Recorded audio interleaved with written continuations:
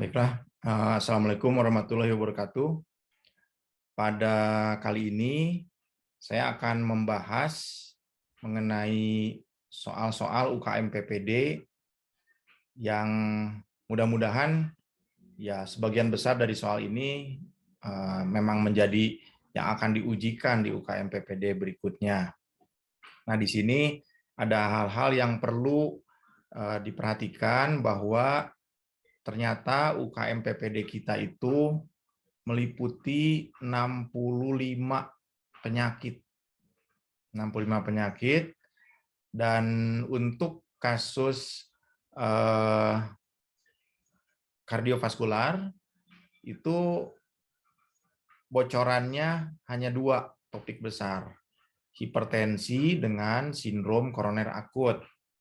Jadi 2 topik ini yang akan menjadi materi utama di dalam latihan soal UKM PPD kita kali ini.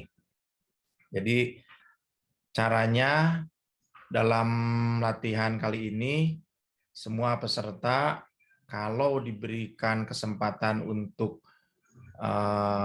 menjawab soal, silakan cantumkan di chat room.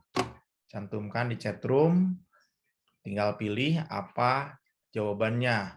Dan saya akan upayakan meng-close jawaban itu hanya diberi kesempatan 1 menit. Jadi 1 soal 1 menit. Karena dalam pengerjaan soal UKM PPD itu kurang lebih kesempatannya hanya 1 soal 1 menit. Oke, setelah itu akan saya bahas dan juga saya akan berikan bagaimana tips dan triknya cara menjawab soal dalam waktu kurang dari 1 menit. Oke, siap ya? Kita mulai dengan soal pertama. Silakan dibaca, saya berikan waktu 1 menit, kemudian jawab di chat room.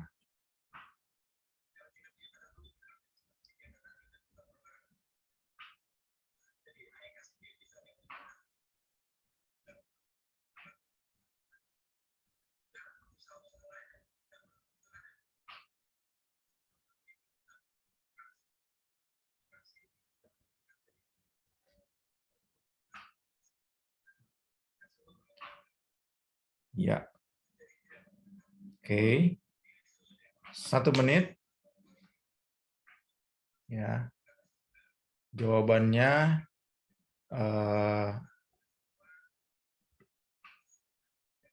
beragam. Ya, ada yang menjawab C dan D, bahkan ada juga yang lain. Tapi di sini mayoritas menjawab D.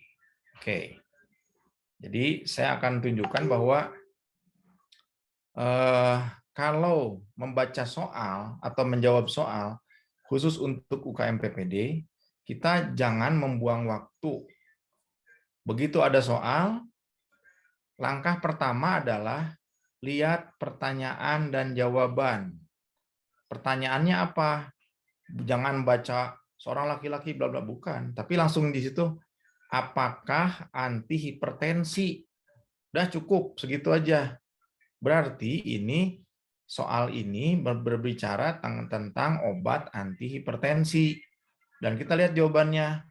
Beta blocker, thiazid, klonidin, S inhibitor, kalsium channel blocker. Ya.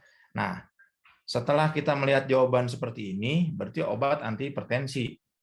Kita lihat di sini yang dicantumkan itu kita sudah boleh coret. Jangan memilih beta blocker, jangan memilih klonidin. Kenapa? Karena di dalam perkembangan ilmu kedokteran bahwa saat ini yang menjadi lini pertama sampai lini ketiga obat anti hipertensi itu adalah yang pertama S inhibitor atau ARB. Lini kedua CCB. Lini ketiga itu adalah diuretik. Nah, kalau sudah 3 lini tersebut diberikan tetapi belum memberikan hasil yang baik, barulah diberikan lini keempat. Lini keempat itu beta blockers. Kalau klonidin itu lebih rendah lagi. Nah, jadi di sini kalau ditanya apa antihipertensi yang paling sesuai, maka langsung kita coret pasti jawabannya bukan A, bukan B, bukan C. Tinggal 3. Nah, baru setelah itu lihat ke atas. Lihat soalnya. Di sini kalau baca sekilas aja itu sudah ada kata-kata diabetes mellitus. Kalau sudah ada kata diabetes mellitus, langsung karena ini obat antihipertensi, lihat tensinya 160/90. Oh betul itu hipertensi pada pasien diabetes mellitus. Jadi sebenarnya soalnya adalah obat antihipertensi apa yang cocok untuk diabetes mellitus. Menurut JNC7, jadi untuk UKM PPD, jawaban itu patokannya ada di JNC7. Menurut JNC7, untuk kasus diabetes mellitus dan CKD, maka pilihan pertama adalah S inhibitor. Jawabannya D. Ya. Jadi tidak membutuhkan waktu 1 menit. Kita sudah tahu jawabannya itu pasti D. Cukup dengan melihat obat antihipertensi, terus kemudian diabetes mellitus. Oke, apalagi kalau ditambah dengan ada pernyataan urinalisa ditemukan mikroalbuminuri. Oh, itu cocok sekali. Jadi salah satu obat yang bisa menghilangkan mikroalbuminuri adalah S inhibitor. Apa buktinya? Buktinya nih ya. Ini tabelnya agak bergeser waktu saya buat PowerPoint-nya. Jadi kurang begitu tepat, tapi lihat aja di warnanya ya.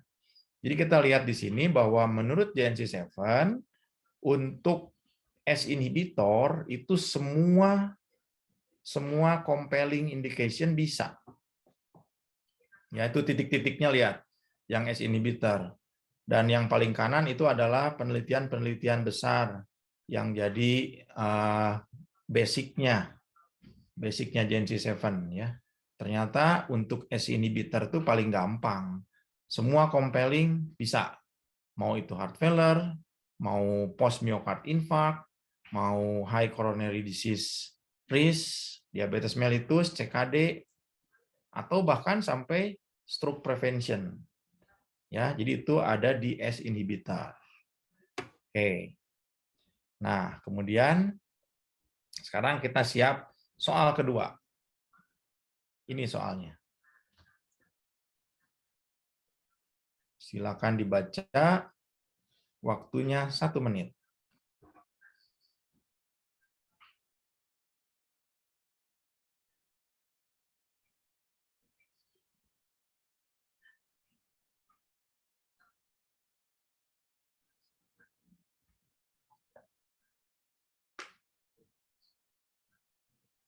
Oke.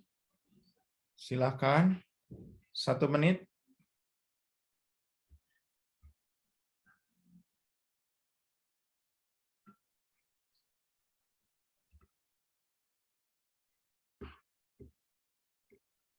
Ya. Ya. Ini mayoritas menjawab sudah benar. Jawabannya adalah, kan pertama lihat soalnya. Apa terapi farmakologis? Farmakologis ya. Oke. Dari apa? Kalau lihat ke bawah itu adalah obat-obat antihipertensi. Jadi kita sudah bisa langsung mencoret A dan B. Tidak mungkin A dan B. Nah, dari yang CDE itu ada 2 CCB. Ada amlodipin, ada nifedipin. Maka yang kita boleh coret itu yang nifedipin. Karena untuk antihipertensi, posisi amlodipin itu lebih baik daripada nifedipin. Nah, jadi jawabannya hanya tinggal C atau E, padahal kita belum lihat soalnya. Ya. Nah, begitu lihat soalnya sekilas aja, itu ada kata-kata diabetes mellitus dan penyakit ginjal kronik. Mungkin tidak perlu baca sampai ke kreatinin 1,9, tapi kalau ada waktu, ya apa salahnya. Tapi baru baca diabetes mellitus dan penyakit ginjal kronik saja, kita sudah tahu, oh jawabannya adalah yang tadi, pasti S inhibitor, dan itu pilihannya di situ ada lisinopril. Ya, jadi di situ udah jelas, kalau ada diabetes, ada CKD, pilihlah S inhibitor. Oke, soal ketiga. Siap. 1 menit.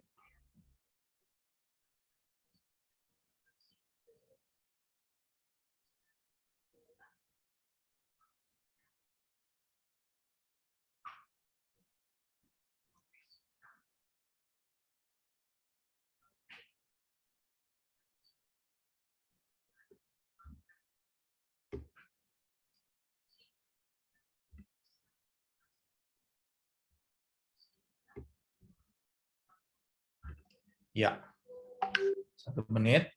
Jadi ini langkah pertama supaya kita singkat waktunya, baca soalnya, target penurunan tekanan darah yang paling tepat. Kalau lihat ke jawabannya, ini jawaban MAP turun itu adalah pada kasus hipertensi emergensi. Ya. Dan ini adalah salah satu wawasan lah. Kita harus tahu kalau untuk pasien dengan hipertensi emergensi, maka boleh diturunkan tensinya hingga maksimal 25%. Jadi kalau ini hafalan. Jadi kalau bisa baca deh sedikit tentang hipertensi emergensi. Nah, jawabannya sudah pasti itu adalah D. Nah, bagaimana sekarang pembuktiannya? Apakah ini benar hipertensi emergensi? Maka baru kita lihat soal. Apa yang harus pertama dicari? Matanya lihat ke tekanan darah. Itu tekanan darahnya udah betul, 220/110.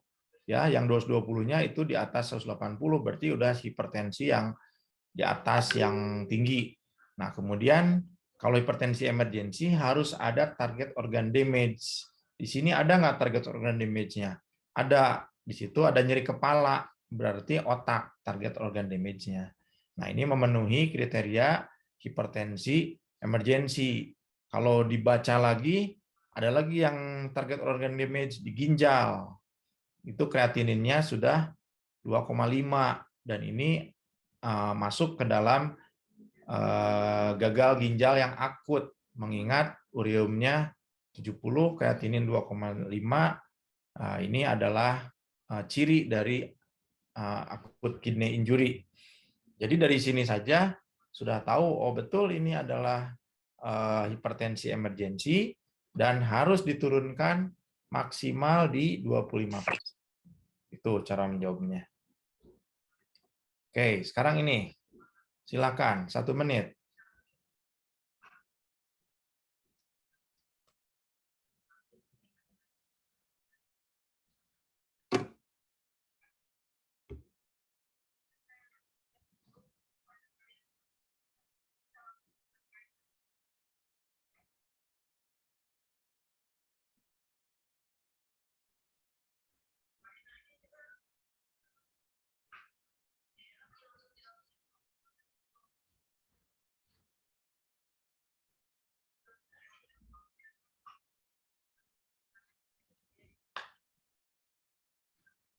Ya, sudah 1 menit dan mayoritas jawabannya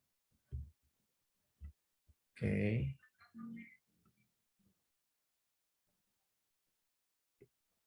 Ya, jawabannya sudah benar. Jadi kita lihat pertama apa diagnosa. Lihat ke bawah. Di sini ada diagnosa hipertensi urgensi, hipertensi sistolik, pulmonal, sekunder. emergensi, maka karena di sini ada kata hipertensi, segera kita cari yang menunjukkan hipertensi. Nah, mata kita ke milimeter air raksa ada 220/110. Oh, berarti ini hipertensi tinggi. Tinggal dua pilihannya, antara hipertensi emergensi, kita turunkan dalam waktu menit sampai jam, ataukah hipertensi urgensi, diturunkan dalam hitungan jam sampai hari. Dan bedanya antara hipertensi emergensi dengan hipertensi urgensi, pada hipertensi emergensi ada keluhan yang menunjukkan target organ damage. Nah, maka kalau kita lihat soal, ini tensinya tinggi dengan keluhan nyeri kepala yang memberat sejak 1 jam. Berarti dia dan penglihatan kabur. Berarti target organ damage-nya ada di mata dan otak. Jadi sesuai dengan pilihan adalah hipertensi emergensi. Oke, jawabannya E. Ya.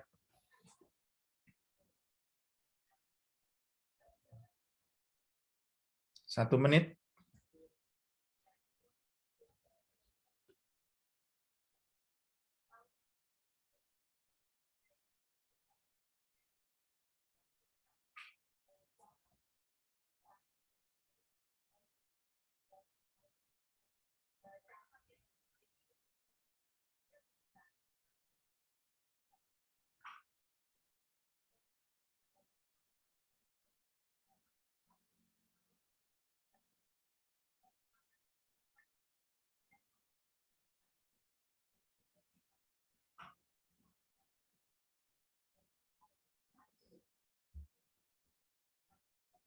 Oke, ini soalnya sangat mengecoh.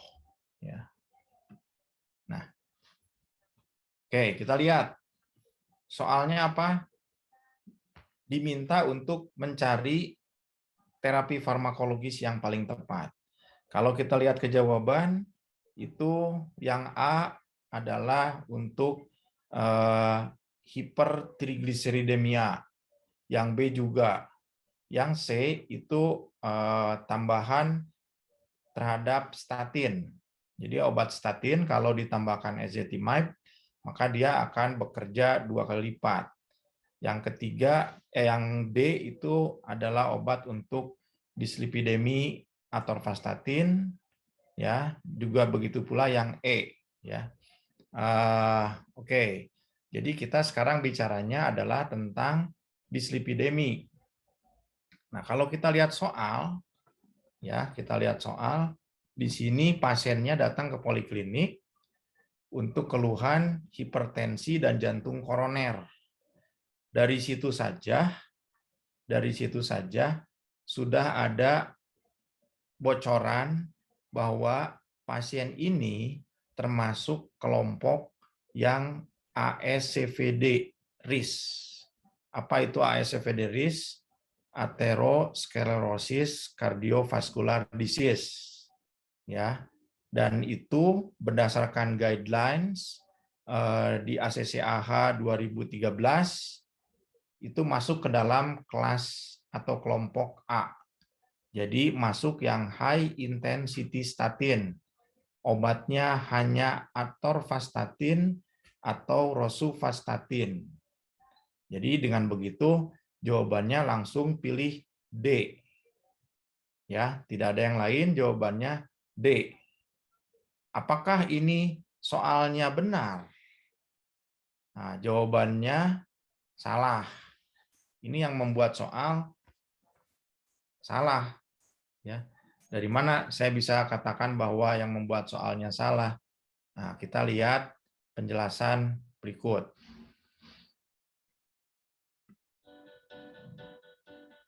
This video will provide you with an overview of the 2013 ACC-AHA blood cholesterol guidelines. The first major change is that patients will no longer be treated to LDL targets. Secondly, 4 major groups have been identified to benefit from statins. Group number 1 includes individuals with clinical atherosclerotic cardiovascular disease, which includes coronary heart disease, stroke, and peripheral arterial disease. Group number 2 are those patients with primary LDL elevations greater than 190. Group number 3 are diabetics aged 40 to 75 years with an LDL of 70 to 189. And finally, group number 4 includes patients aged 40 to 75 years old with an LDL of 70 to 189 and have a 10-year atherosclerotic cardiovascular disease risk greater than or equal to 7.5%. In groups 1 and group 2, high-intensity statins are recommended. High-intensity statins lower LDL by greater than 50%. These include atorvastatin 40 to 80 milligrams and rosuvastatin 20 to 40 milligrams. In groups 3 and 4, moderate intensity statins are recommended. Moderate intensity statins lower LDL by 30 to 50%. These include the lower doses of atorvastatin and rosuvastatin, as well as simvastatin 20 to 40 milligrams, pravastatin 40 to 80 milligrams, lovastatin 40 milligrams, fluvastatin XL 80 milligrams, fluvastatin 40 milligrams twice a day, and pitavastatin 2 to 4 milligrams. There are a few exceptions. Use a moderate intensity statin in group 1 if the patient is greater than 75 years old. Use a high intensity statin in group 3 if the 10-year atherosclerotic cardiovascular disease risk is greater than or equal to 7.5%. Notice something here. It is not appropriate to calculate 10-year atherosclerotic cardiovascular disease risk in groups 1 and 2. You can calculate for group 3, the diabetics, and definitely calculate for group 4. The link for the calculator is in the description below. And that's the quick summary. For more details, click the link below to review all 85 pages of the updated guideline. Be sure to read the disclaimer in the description.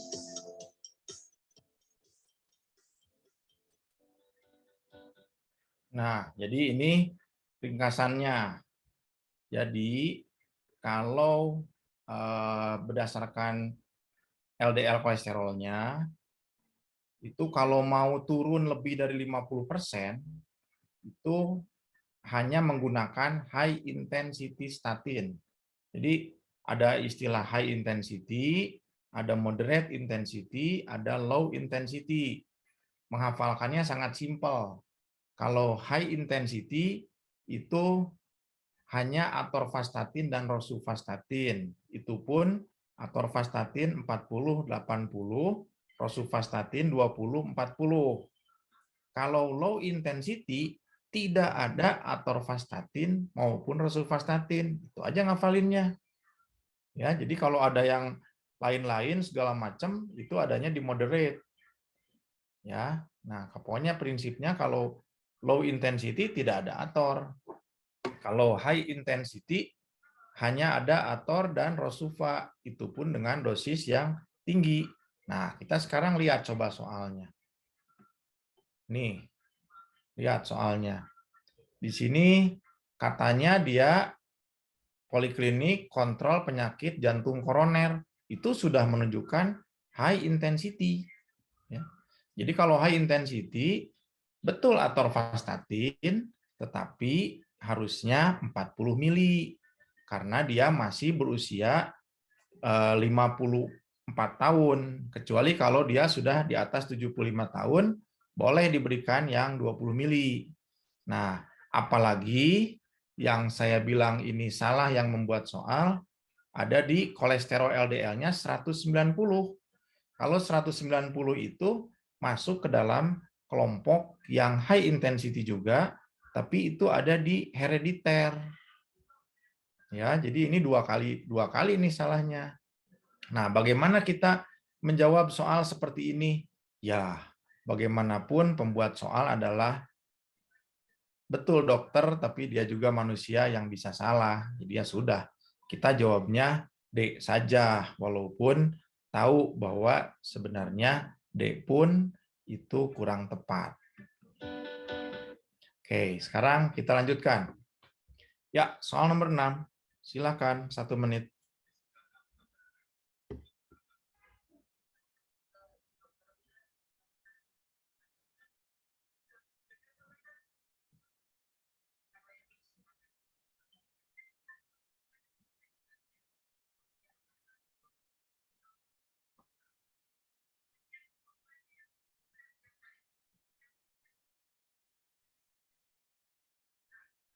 Ya, silakan dijawab.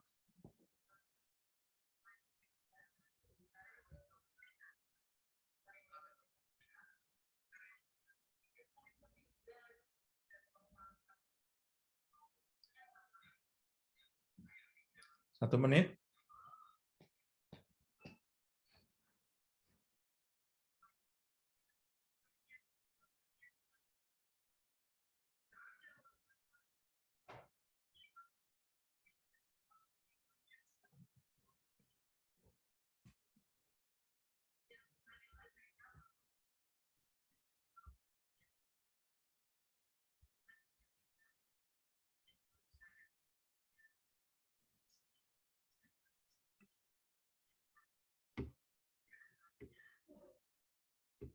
Oke. Ya. Jadi ini yang menjawab beragam, tapi sebenarnya ini soal jebakan. Kita lihat soalnya apa. Apakah tata laksana farmakoterapi yang paling tepat? Disuguhkan jawabannya, di sini ada dua macam. Ada kelompok antihipertensi dan ada kelompok anti dislipidemi. Dari yang kelompok antihipertensi, kita sudah bisa mencoret klonidin. Jadi jawabannya pasti bukan D. Oke. Sekarang kenapa kok ada jawaban antihipertensi dan ada jawaban anti lipid? Berarti mata kita berikutnya harus lihat ke tekanan darah. Oh ya, itu ada 170/90. Terus juga harus lihat lipid. Ya. Lipidnya apa? Di situ kolesterol total betul 250, ya. Tetapi LDL-nya hanya 100. Ya, kalau LDL 100 itu untuk seorang usia 32 tahun itu masih normal. Karena usia 30 tahunan sampai 40 tahun itu normalnya LDL di bawah 135. Ya, kalau sudah di atas 40 tahun maka normalnya di bawah 100. Jadi orang ini tidak perlu diobati lipidnya. Jangan memilih E. Berarti kita fokuskan kepada obat antihipertensi. Ada 3 pilihan, A, B, atau C. Nah, kita lihat sekarang, lihat apa yang menyolok pada pasien ini. Apakah ada pertama keluhan sakit kepala, oke. Terus kemudian tensinya yang tinggi, ya. Terus berat badan, tinggi badan, kira-kira ini BMI-nya di atas 30 ya. Oke, jadi ini obes nih pasiennya. Nah, terus kemudian laboratoriumnya hanya kolesterol aja, hanya dislipidemi. Jadi berarti kalau pasien obes ya seperti ini, obat antihipertensi pilihannya apa? Dengan sakit kepala. Maka peganglah JNC7. Ya, kalau JNC7 itu pasien seperti ini masuknya kalau dia sebelumnya tidak ada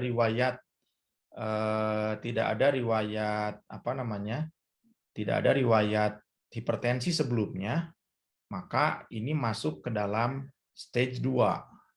Stage 2 dalam JNC7 itu diberikan obatnya harus 2, tidak bisa monoterapi. Tapi ada pernyataan lagi lainnya. Kalau harus 2, salah satunya harus HCT. Nah, sekarang kita cocokkan dengan kasus ini. Di sini dia pilihannya, apakah tata laksana farmakoterapi yang paling tepat? Kalau dibilang paling tepat, maka jawabannya adalah HCT. Karena ini 1. Ya, kembali lagi, sebetulnya soal ini kurang ideal. Ya, tidak cocok betul dengan teori. Tetapi apa boleh buat? Karena kita sudah coba akurkan menurut JNC7 bahwa dengan tensi segini harus diberikan 2 macam obat, salah satunya adalah HCT. Maka kalau kita hanya milih 1 aja, pilih saja HCT. Ya, 1 menit.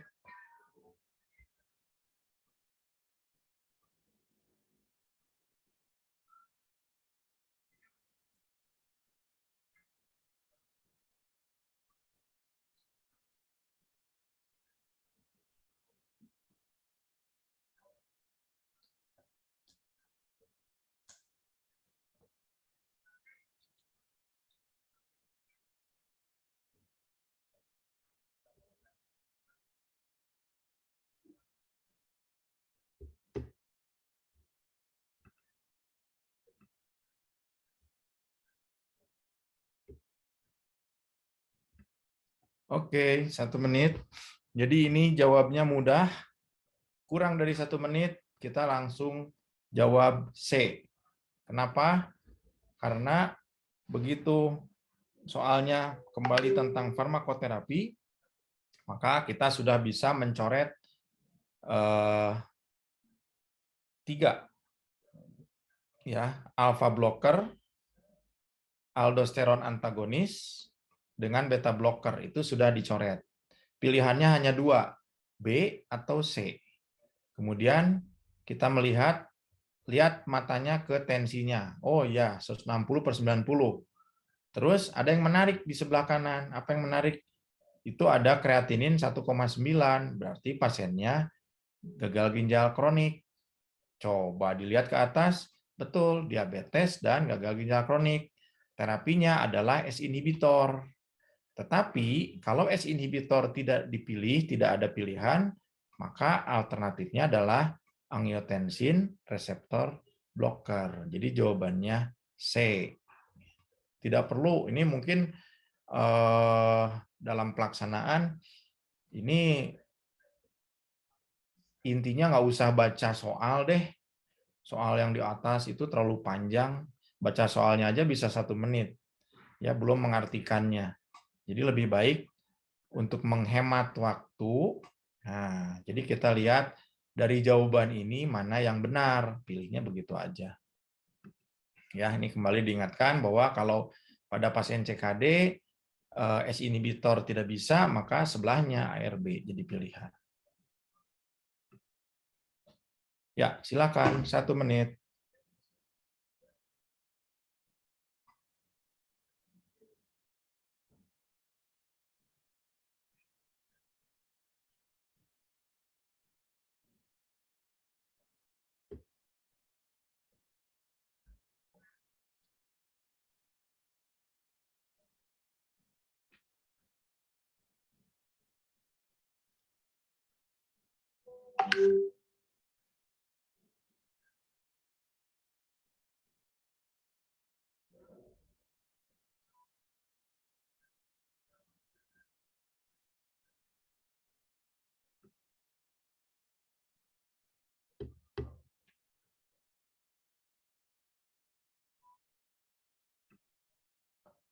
Ya, jadi ini sangat mudah ya karena kita sudah berulang-ulang. Jadi ini jawabannya E. Kenapa E? Baca soal, ditanya tentang obat, dilihat ke bawah, ini obatnya antihipertensi, kita sudah bisa mencoret digoxin karena itu bukan obat antihipertensi.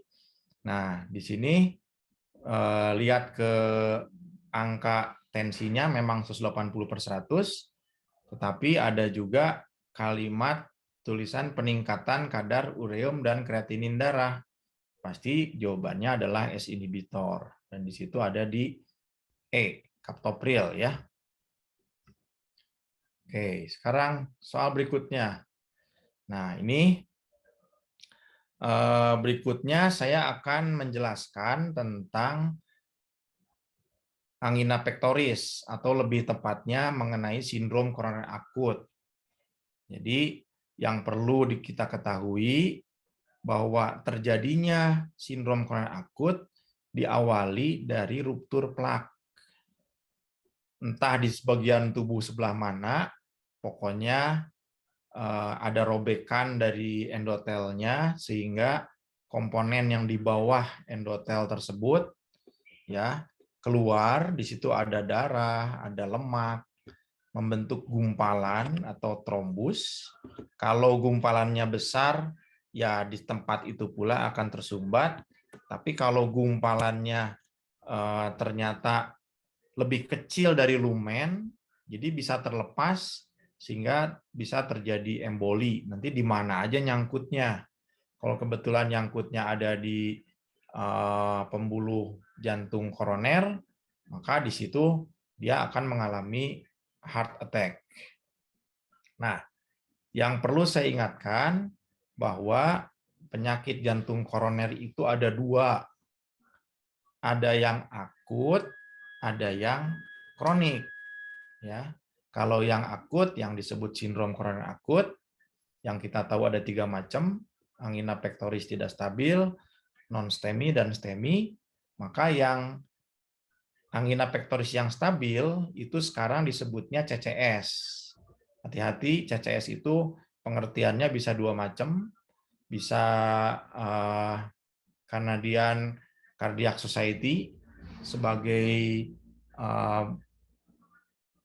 diagnosa fungsional untuk angina pectoris, tapi di sini adalah CCS-nya chronic coronary syndrome. Jadi angina pectoris yang stabil. Atau kalau misalnya istilah lainnya adalah stable angina pectoris ya. Oke. Apa bedanya? Kalau yang CCS itu berobatnya ke poliklinik. Kalau yang sindrom koroner akut harus minimal perawatan di high care unit minimal. Oke. Jadi kenapa sih sindrom koroner akut itu harus dibedakan antara STEMI dengan non-STEMI atau unstable angina? Pada unstable angina pectoris ataupun non-STEMI, level kerusakan otot jantungnya tidak transmural.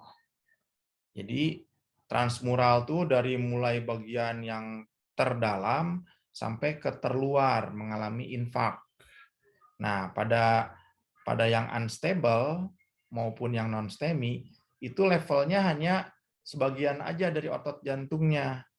Sehingga di gambaran EKG-nya munculnya paling T inverted atau ST depresi ya. Sementara kalau STEMI itu luas dari dalam sampai keluar, transmural, dan akibatnya pada EKG bisa menimbulkan gambaran old myocard infarct. Jadi dari gelombang Q langsung S, tidak ada gelombang R. Ini yang disebut dengan Q wave. Ya, jadi ini bedanya. Apa dampak lainnya? Kalau pada STEMI, karena kerusakannya luas di area tertentu, maka kita boleh menyebutkan bidang atau misalnya contoh STEMI inferior, STEMI anteroseptal, dan yang lainnya. Tetapi kalau pada non-STEMI tidak ada ceritanya. Non-STEMI ya non-STEMI. Jangan menyebutkan non-STEMI inferior, itu salah. Nah, yang penting kita ketahui bahwa di dalam kardiologi itu time is muscle. Begitu terlambat saja dalam hitungan menit, maka kerusakan otot jantungnya akan luas. Contohnya, pada saat di bawah 40 menit, itu terjadi kerusakan berupa iskemik yang luas, tapi baru sebatas injuri, belum terjadi infark. Nah, infark mulai dari 1 jam. Dan di 6 jam pertama, infarknya itu sudah mendekati 100%, jadi sudah 90%. Nah, itulah sebabnya kenapa pasien STEMI harus dilakukan primary PCI. Primary PCI itu artinya dibuka sumbatannya dalam waktu kurang dari 12 jam. Karena kalau sudah lebih dari 12 jam, sudah percuma, itu sudah 100% terjadi penyumbatan. Nah, kita tahu bahwa pembuluh darah jantung itu ada 2 cabang. Ada yang right coronary artery atau disingkat RCA. Nah, ini right coronary artery ini memperdarahi otot jantung ventrikel kiri di bagian bawah ya dan ventrikel kanan. Kita lihat gambarnya, cabang-cabangnya ini memperdarahi jantung ventrikel kiri bagian kanan bawah dan ventrikel kanan. Sehingga kalau ini tersumbat akan menimbulkan keluhannya bukan nyeri dada, tetapi karena lokasinya dekat dengan lambung, sehingga kalau RCA yang bermasalah, keluhan di pasiennya adalah nyeri ulu hati, kemudian terjadi hipotensi, karena kan itu ke ventrikel kanan, ya. Jadi dari ventrikel kanan nanti suplai ke pulmonalnya jadi kurang, nah sehingga akibatnya terjadi klinisnya adalah hipotensi. Nah, jadi itu ciri dari RCA. Hipotensi, nyeri ulu hati. Sementara kalau yang ke kiri itu ada dua cabang, LCX dan LAD. Ini yang depan ini LAD. Left anterior descendant, ya. Keluhannya kalau di LAD itu nyeri dada.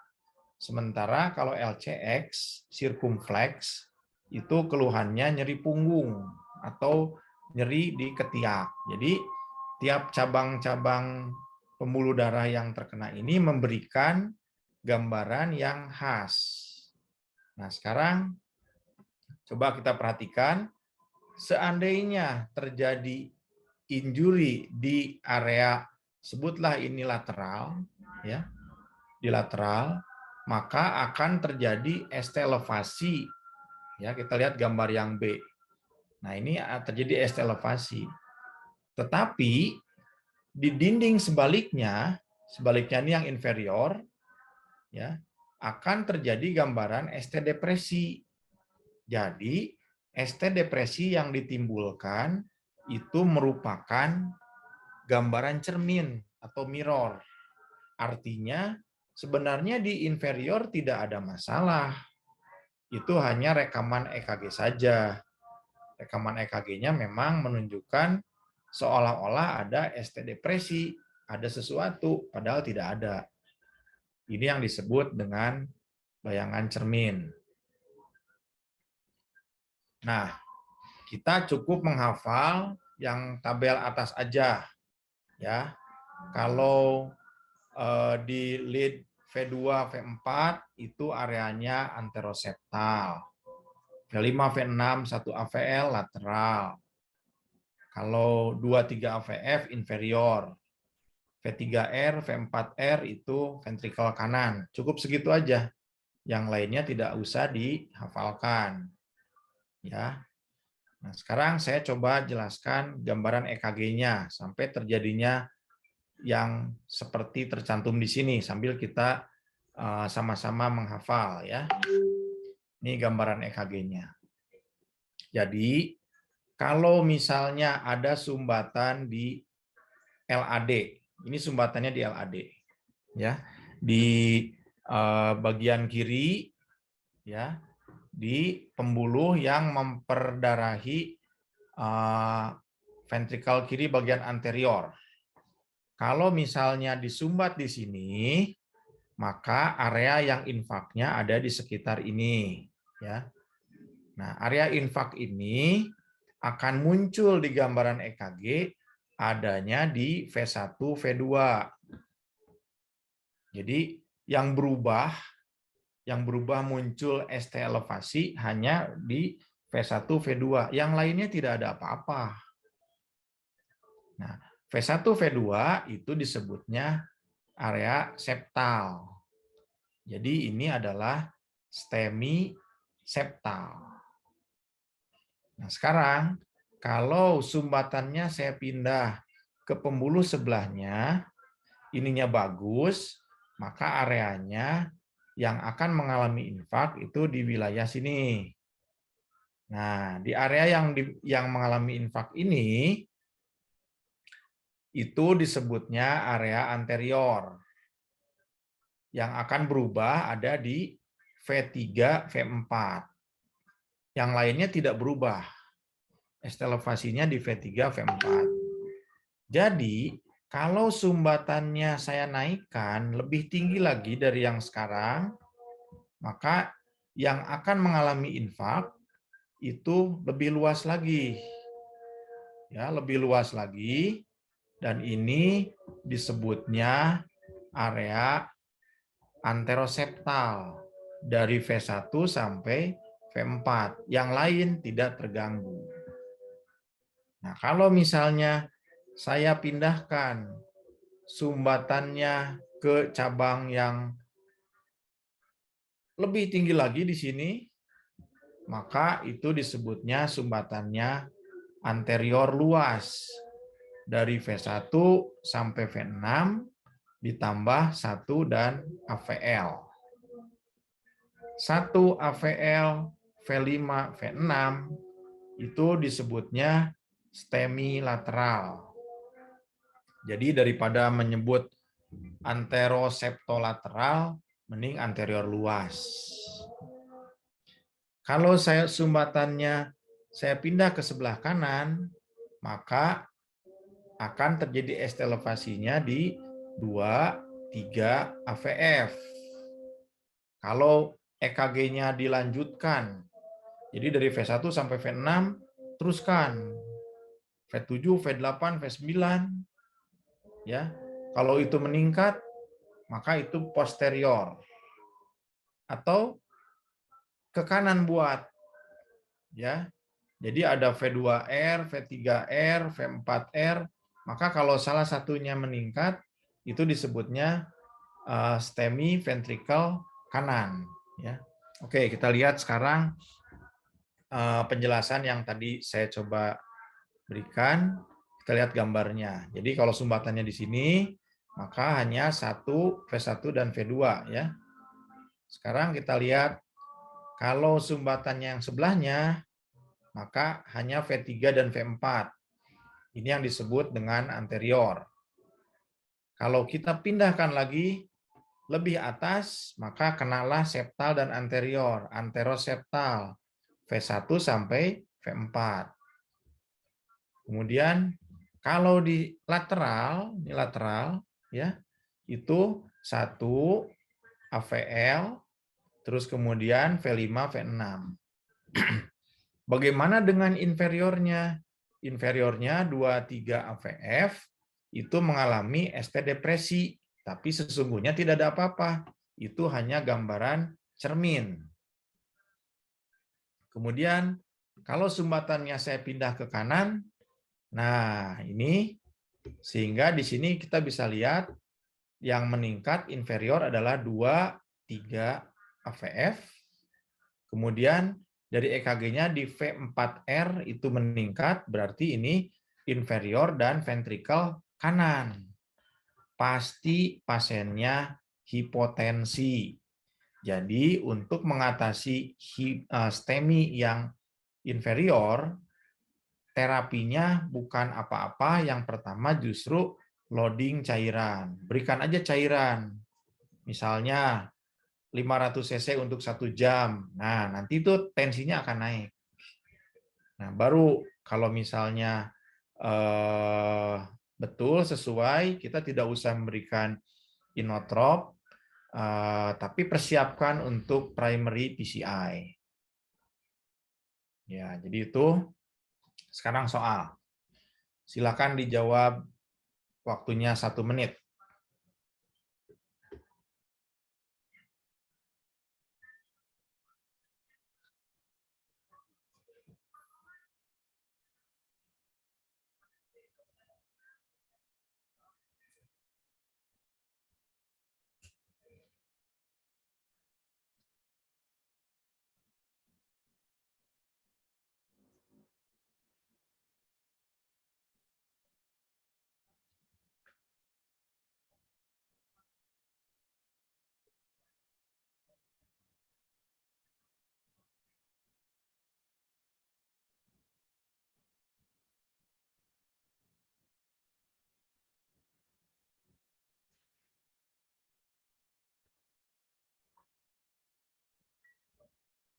Oke, sudah 1 menit.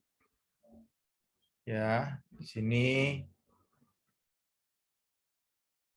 umumnya jawabannya benar. Jadi ini kalau menjawab soal serupa ini, yang pertama kita lihat adalah EKG-nya. Ya, EKG-nya yang dijadikan catatan tidak ada gambaran ST elevasi. Nah, kalau tidak ada gambaran ST elevasi, berarti kemungkinannya hanya dua. Kemungkinannya ini unstable angina pectoris atau non-STEMI kalau pasiennya nyeri dada. Jadi setelah itu kita lihat jawaban. Di jawaban ya memang ini hubungannya dengan sindrom koroner akut, ada treadmill, ada troponin, EKG, ronsen, angiografi. Lihat soal ke atas. Ternyata pasiennya nyeri dada. Sudah 7 jam. Ya, jadi berarti seandainya enzim jantungnya ada hasil, maka kita bisa menentukan apakah ini unstable ataukah non-STEMI. Nah, jadi saya sudah nyebut jawabannya adalah di enzim jantung, yaitu periksalah troponin TB. Ya. Oke. Nih, silahkan. 1 menit.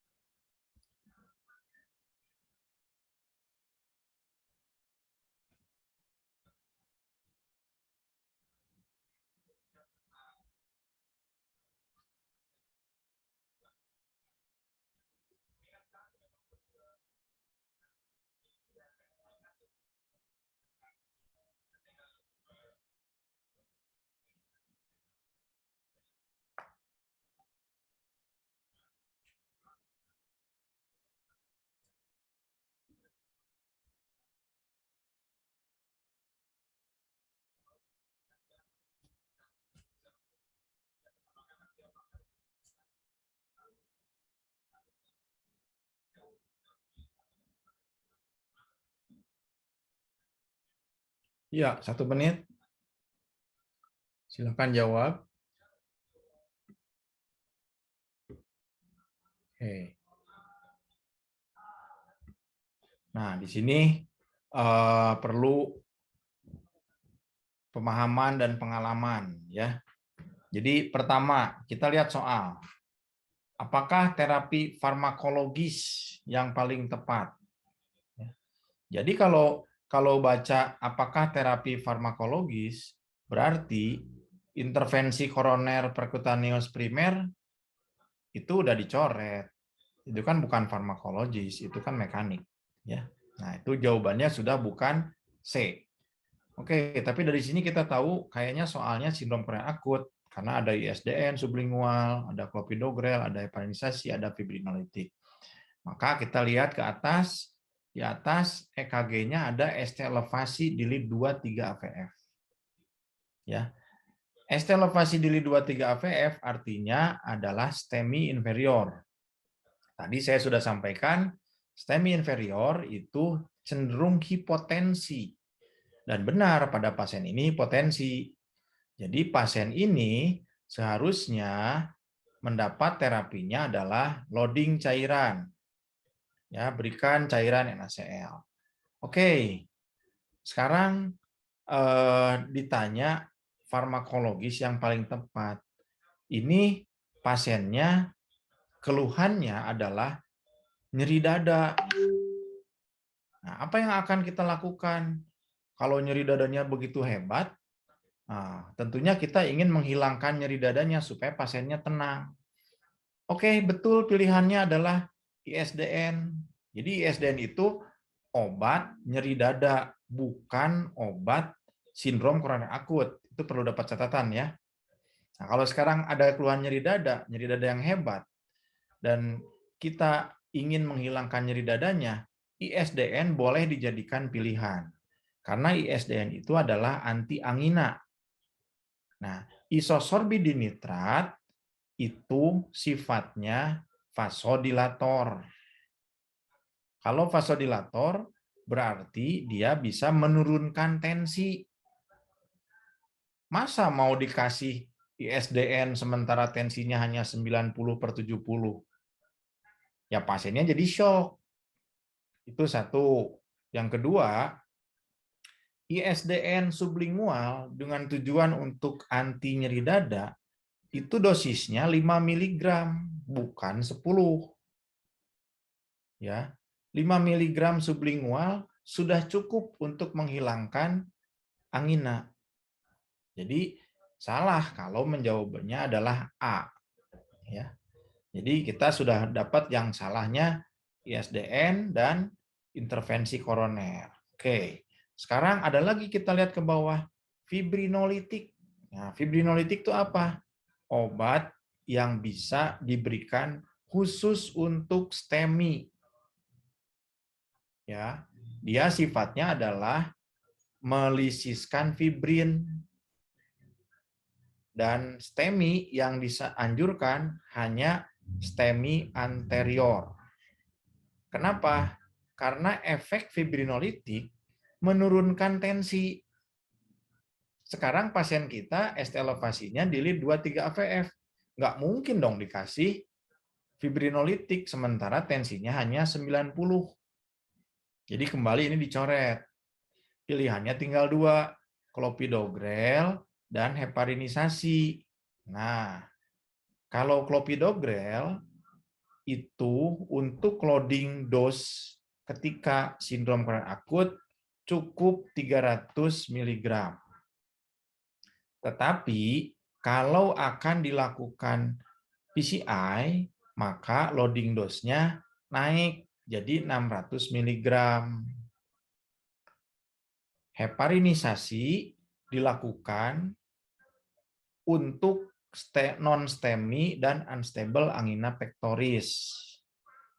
Kalau pasien yang akan dilakukan primary PCI tidak perlu mendapat terapi heparinisasi, kecuali kalau pada saat dilakukan PCI ternyata didapatkan atau tampak adanya trombus, maka lanjutkan terapi heparinisasi, tujuannya untuk menghilangkan trombus. Jadi jawabannya adalah B, berarti pasien ini akan dilakukan primary PCI, berikan dulu clopidogrel 600 mg. Ya, 1 menit.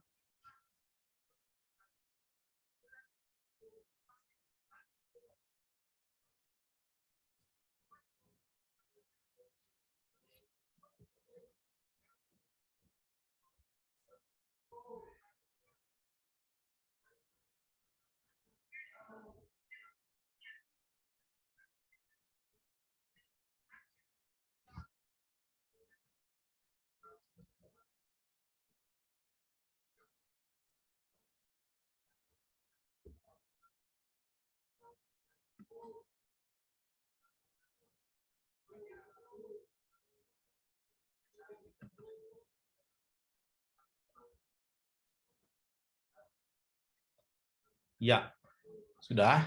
Nah, saya kasih cara menjawab yang cepat, ya, dan benar secara pola pikir. Bukan berarti benar menurut penguji, belum tentu ya, karena kan kita tahu soal-soal di UKM PPD kadang-kadang yang membuat soalnya juga ya kalau dicocokkan dengan teori salah, tapi ya apa boleh buat. Nah, kita berusaha menebak lah. Sekarang kalau ada soal seperti ini, yang pertama lihat EKG-nya. Di EKG-nya tidak ada ST elevasi, tetapi yang menonjol itu perhatikan ada gambaran ST depresi di anteroseptal. Dari V1 sampai V3 sampai V4 itu ada ST depresi. Kalau ada ST depresi di V1 sampai V4, kita harus curiga jangan-jangan ada mirror, ada ST elevasi di inferior. Maka perhatikan yang betul, ternyata di 2, 3 AVF, terutama di 3 dan AVF, itu ada ST elevasi. Jadi pasien ini, ya, pasien ini saya yang tidak bisa diperbesar lagi. Pasien ini sesungguhnya adalah pasien infak miokard akut inferior, ya. Nah, baru kita lihat jawabannya. Ada antiplatelet, nitrat sublingual, beta blocker, statin, diuretik. Nah, Di sini disuguhkan tentang obat. Tadi kita sudah dapat nih diagnosanya adalah STEMI inferior. Jadi berarti pertanyaannya, apa terapi STEMI inferior? Pengobatan untuk STEMI itu ya per definitif adalah satu, dual antiplatelet, loading clopidogrel dan loading aspirin. Yang kedua, itu berikan statin dalam 24 jam pertama. Ya. Yang ketiga, berikan ACE inhibitor. 4, berikan beta blocker. Jadi dari hanya melihat EKG dan jawaban, kita sudah tahu itu cuman antiplatelet, beta blocker, dan statin. Tidak nitrat, tidak diuretik. Ya, karena nitrat bukan anti sindrom koroner akut, bukan obatnya. Nitrat hanya anti angina. Oke, sekarang kita lihat soalnya. Soalnya ini dada terasa nyeri hebat 1 jam. Oke, kalau dada terasa nyeri hebat, kita boleh pertimbangkan pemberian nitrat untuk menghilangkan nyeri dadanya. Kita lihat tekanan darah. Oh, tekanan darahnya aman, 180/70. Saya katakan aman karena harusnya kalau ini betul STEMI inferior, tensinya biasanya rendah, ini malah tinggi. Oke, mungkin sumbatannya bukan hanya di yang sebelah kanan saja. Bisa saja juga ada masalah di sebelah kirinya. Ya. Nah, kemudian jadi pilihannya yang mana dong? Ya balik lagi. Ini disebutnya terapi farmakologis awal. Kalau terapi farmakologis awal, maka pilihannya hanya satu, jawabannya adalah antiplatelet A. Kenapa bukan statin? Statin betul diberikan, tapi itu dalam 24 jam pertama, jadi tidak perlu awal. Kenapa bukan beta blocker? Jawabannya sama, beta blocker juga diberikan, tapi itu dengan catatan, kalau tidak ada kontraindikasi. Ya, kontraindikasi beta blocker apa sih? Kalau ada blok, kalau misalnya nadinya lambat, ya. Jadi kalau di sini yang paling tepat jawabannya, walaupun ada 3 harusnya ya A jawabannya. Nah, ini dari guidelines 2017 ESC, ya ini kecil-kecil, tapi ya saya rasa sih kita bisa download gratis, mudah, tinggal googling aja, lihat ESC 2017 guidelines. Di sini mengenai strategi pemberian obat pada kasus STEMI. Ya. Jadi dalam kurang dari 90 menit itu yang harus dilakukan pada kasus STEMI. Pertama adalah EKG. EKG itu disebut delay kalau lebih dari 10 menit sejak dia datang ke UGD. Pertama EKG. Terus yang kedua, periksa laboratorium, tapi tidak menunggu hasil ya. Periksa laboratorium. Terus yang ketiga, berikan aspirin loading, itu levelnya 1B. Ya, loading aspirin. Jadi tadi jawabannya antiplatelet kan. Nah, kemudian berikutnya adalah boleh agak lebih telat sedikit karena itu garisnya kotaknya udah lebih ke bawah. Prasugrel or ticagrelor loading. Jadi di situ termasuk clopidogrel ya. Clopidogrel juga di situ. Nah, jadi itu antiplatelet. Terus apa di situ? Pernyataannya oksigen apabila saturasinya di bawah 90%. Jadi jangan datang ke emergensi langsung pasang oksigen. Ukur dulu saturasinya. Kalau di bawah 90% baru berikan oksigen. Karena kalau lebih dari 90% mendapatkan oksigen, nanti terjadi hiperoksigenemia yang berakibat kerusakan miokardnya tambah luas. Nah, kemudian yang berikutnya adalah beta blockers. Terus kemudian, tapi di sini beta blockersnya intravena ya, idealnya. Terus kemudian yang berikutnya adalah dilakukan tindakan primary PCI ya. Jadi dalam waktu 90 menit itu yang namanya sumbatan harus sudah ditembus.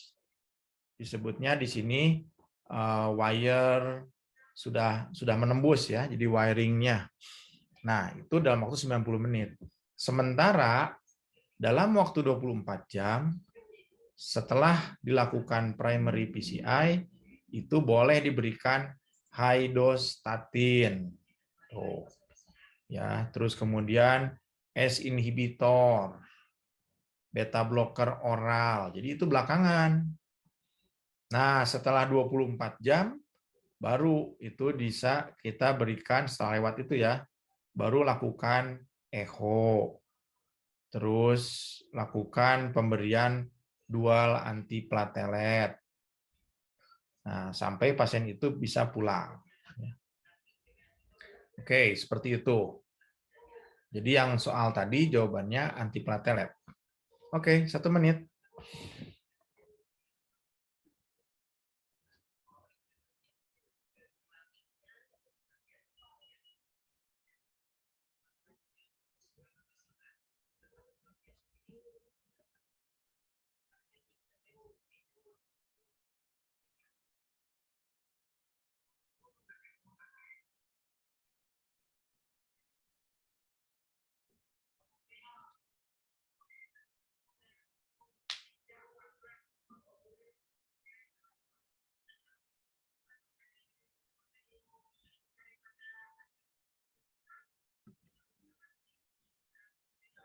Ya, 1 menit.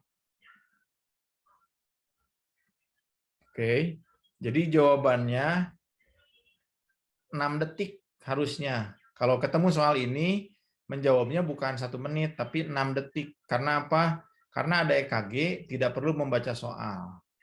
EKG-nya sudah jelas ada ST elevasi 23 AVF. Artinya dia STEMI inferior, ada di B. Ya, jadi langsung kalau ketemu soal seperti ini jangan 1 menit, kurang dari 6 detik. Urusan itu tulisan kecil-kecil, banyak cerita jangan dibaca. Kan ini UKM PPD. Ya, UKM PPD itu yang penting lulus. Kalau misalnya ideal nanti dibaca dan bacanya aja lebih dari 1 menit, ya ujung-ujungnya kan nembak juga jadinya. Ada soal-soal yang tidak sempat dikerjakan. Ya, lebih baik jangan baca soalnya. Lihat aja EKG-nya, cocok ada jawabannya, udah pilih itu. Oke, 1 menit.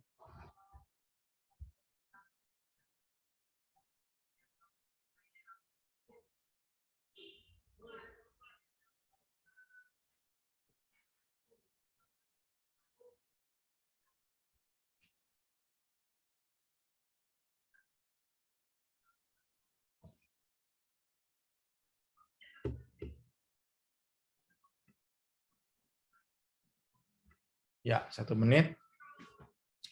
Ini lihat, baca dulu apakah diagnosa. Lihat jawaban diagnosanya ada infak miokard, angina pectoris, tachycardia ventricle, ada GERD, ada dispepsi. Oke, kita lihat soal ke atas. 64 tahun ke IGD nyeri dada. 1 poinnya ya, nyeri dada. Oke. Yang kedua, hipertensi.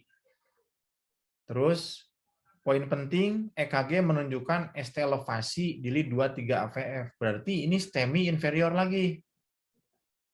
Sudah ada klinis, sudah ada EKG, ya STEMI inferior. Berarti itu adalah jawabannya infak miokard. Udah, yang lainnya tidak usah dibaca. Ya, karena kalau angina pectoris aja tidak ada ST elevasi dengan nyeri dada. Oke, soal berikutnya. 1 menit.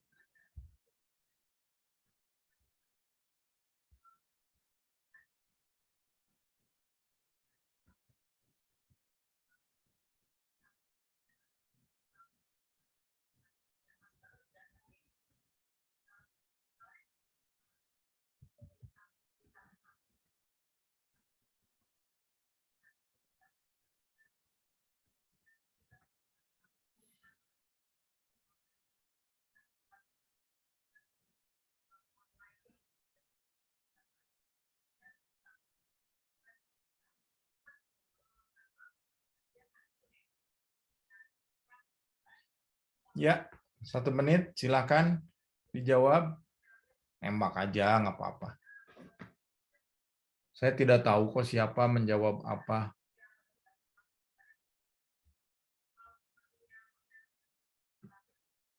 Ya, ini jawabannya beragam. Ya, oke. Begini, cara menjawab soal seperti ini. Pertama lihat EKG-nya. EKG-nya ada gambaran S elevasi. Ya, ada gambaran S elevasi. Ini berarti dia STEMI. Ya, itu pegang. Satu, ini pasiennya pasien STEMI. Sekarang lihat ke soal, ditanya obat-obatan, tapi di jawaban, wah, ini jawabannya kok ada epinefrin, nitrogliserin, furosemid, norepinefrin, dobutamin. Jadi saya mau mengirit waktu. Jangan dibaca dulu semua, kita lihat dari obatnya aja dulu. Kalau lihat dari obatnya, ada epinefrin, ada norepinefrin, ada dobutamin, berarti itu yang 3 yang saya sebut, itu berarti inotrop. Ini pasiennya dalam keadaan shock. Ada nitrogliserin, berarti pasiennya ada nyeri, ada akut lung udem, ada chest pain, ya. Terus furosemid juga itu ada akut lung udem, ya, ada bengkak-bengkak. Oke, sekarang supaya menghemat waktu, kita langsung cari tekanan darah. Oke, tekanan darah berapa? 80/50. Maka tidak mungkin diberikan nitrogliserin dan furosemid. Karena keduanya menyebabkan hipotensi. Berarti jawaban kita tinggal 3. Epinefrin, norepinefrin, dobutamin. Oke, dari 3 ini, mana yang harus dicari? Lihat heart rate. Nah, heart rate-nya berapa? Oh, 115. Heart rate-nya tinggi. Berarti jangan diberikan dobutamin. Nah, berarti jawabannya tinggal 2. Epinefrin atau norepinefrin. Sekarang barulah kita baca. Ada nggak nih cerita pasiennya pingsan? Ya, ternyata tidak ada pingsan, tidak ada penurunan kesadaran. Jadi jangan diberikan epinefrin. Ya, epinefrin itu kan diberikannya kalau pasiennya misalnya ada gambaran ventricle tachycardia tanpa nadi. Nah, baru itu dikasih, ya. Atau pasiennya ada penurunan kesadaran, ya, dengan nadi tapi penurunan kesadaran. Ya, itu bolehlah diberikan epinefrin. Tapi kalau untuk mengatasi shock, jangan dulu, karena epinefrin efek sampingnya tidak baik. Jadi satu-satunya yang aman adalah norepinefrin. Oke. Jadi ini harusnya tidak 1 menit. Ya. Jadi kita kalau membaca soal, ngintip-ngintip aja, cari poin-poin yang kita mau. Ya, nggak usah dibaca soalnya. Nanti jadi pusing. Oke, saya mau kasih sedikit penjelasan mengenai pilihan yang tadi. Obat-obat inotropik itu yang paling banyak dipakai itu adalah dari kelompok katekolamin, ya. Nah, di sini obat-obat katekolamin itu diantaranya ada dopamin. Dopamin untuk shock, betul, terutama shock kardiogenik, dan tujuannya adalah untuk vasodilator. Jadi shock yang dengan heart failure, nah itu boleh kasih dopamin. Kalau pasiennya bradi, ya, bradi yang simptomatik, tidak bisa dikasih, tidak berespon dengan atropin sulfas atau dengan pacing, ya udah kasih aja dopamin. Ya itu indikasinya. Terus yang tadi disebutkan ada dobutamin. Dobutamin itu tujuannya kalau ada penurunan cardiac output. Jadi misalnya heart failure, terus ada shock, termasuk shock yang diinjus oleh sepsis bisa. Tapi coba lihat di efek sampingnya. Efek sampingnya tahikardi. Ya. Nah, jadi pasien kita tadi sudah tahikardi banget. Jadi kenapa dikasih dobutamin? Oke, tadi norepinefrin. Norepinefrin bisa untuk shock, baik itu berperan sebagai shock kardiogenik atau vasodilator, dan di situ ternyata efeknya ya tidak seberat kalau kita berikan tadi dobutamin, ya. Kalau epinefrin, kenapa saya tidak berikan? Karena efeknya bisa menyebabkan sudden cardiac death malah bisa menyebabkan aritmia ventrikel, bisa menyebabkan hipertensi yang tinggi. Ya. Jadi dari obat pilihan tadi, jawabannya yang benar adalah norepinefrin. Silakan, 1 menit.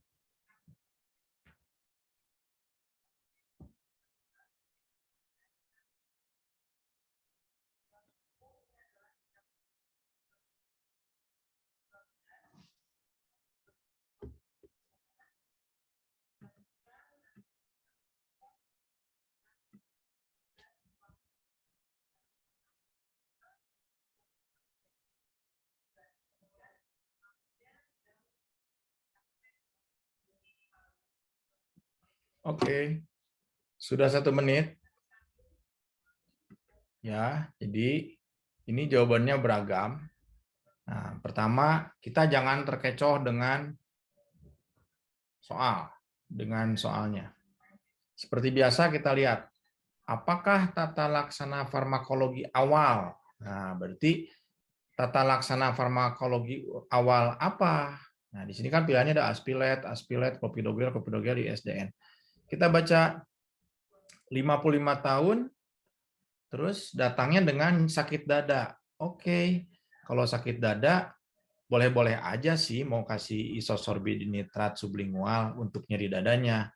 Tapi kalau ada yang lebih penting, kenapa tidak berikan yang lebih penting? Kalau nyeri dadanya masih ragu, ini sindrom koroner akut atau bukan, ya oke lah, ya kita berikan anti angina. Tapi kalau sudah definitif mengatakan ini sindrom koroner akut, kasih obatnya obat sindrom koroner akut, jangan kasih obat anti angina. Sekarang kita lihat di bawah ada EKG. EKG-nya apa? ST elevasi 23 AVF. Udah jelas ini infrak miokard. Jadi kalimat pertanyaannya adalah apa tata laksana farmakologi infak miokard yang awal? Ya, kalau yang awal tadi sesuai seperti yang di tabel itu adalah aspirin, tapi loading dose minimal 160 ya. Jadi jawabannya di sini aspilet B. Ya. Kan ini awal. Nanti setelah itu baru dipikirkan pemberian clopidogrel loading dose. Kalau akan dilakukan primary PCI, berikan 600 mili. Kalau tidak dilakukan primary PCI, cukup 300. Jadi jawabannya yakin B. Oke. 1 menit.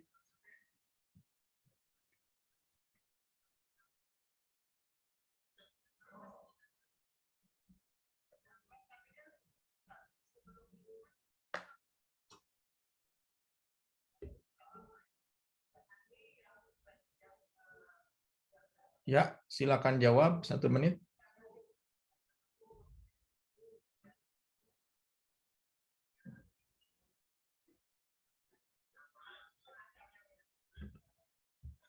Sorry. Oke. Ya, kita lihat soalnya. Apakah diagnosis yang tepat pasien tersebut? STEMI. Kalau ada STEMI gini, berarti harus ada EKG-nya. Ya. Nah, terus sekarang lihat, ada nggak EKG-nya? Nggak ada. Kalau nggak ada EKG-nya, berarti ya sudah, soal ini berarti dianulir. Ya, karena dia mengatakan hasil pemeriksaan EKG menunjukkan gambaran di bawah ini. Lah, EKG-nya nggak ada. Oke, jadi ini soalnya pasti dianulir. Nah, sekarang permasalahannya, aduh, Nggak enak ya kalau misalnya anuri kan belum tentu. Boleh nggak kita nebak-nebak? Boleh. Jadi tebaknya adalah lihat aja klinisnya. Ini mengarahnya ke klinisnya ke STEMI yang mana. Ya, kalau kita lihat di klinisnya, itu ada tekanan darah 90/60, ya sudah, itu mas STEMI inferior atau STEMI posterior. Tapi kalau STEMI posterior biasanya keluhannya ada nyeri dadanya. Di sini apa? Ya nyeri dada juga ada. Jadi bolehlah kalau kamu misalnya sungkan untuk mengosongkan, ya daripada kosong ya bolehlah. Boleh pilih A, boleh pilih B. Tapi yang pasti soal seperti ini akan dianulir. Oke, itulah UKM PPD. Kita lanjut ya. Ini versi lain. Jadi di sini sekarang saya mau berikannya campur-campur, tidak hanya hipertensi dengan sindrom koroner akut aja. Silakan, 1 menit.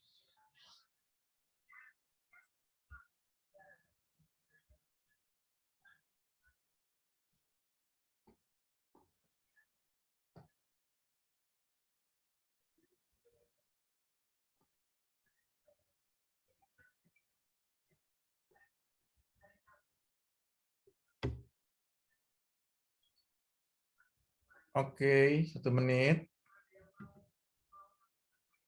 Ya, ini soal menarik ya.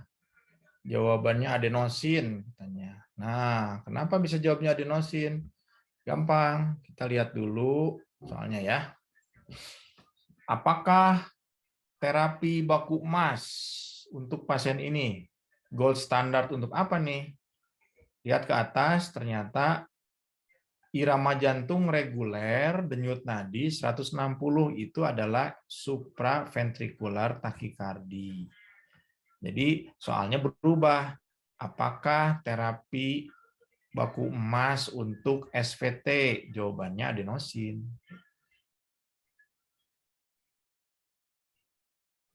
Oke, silakan.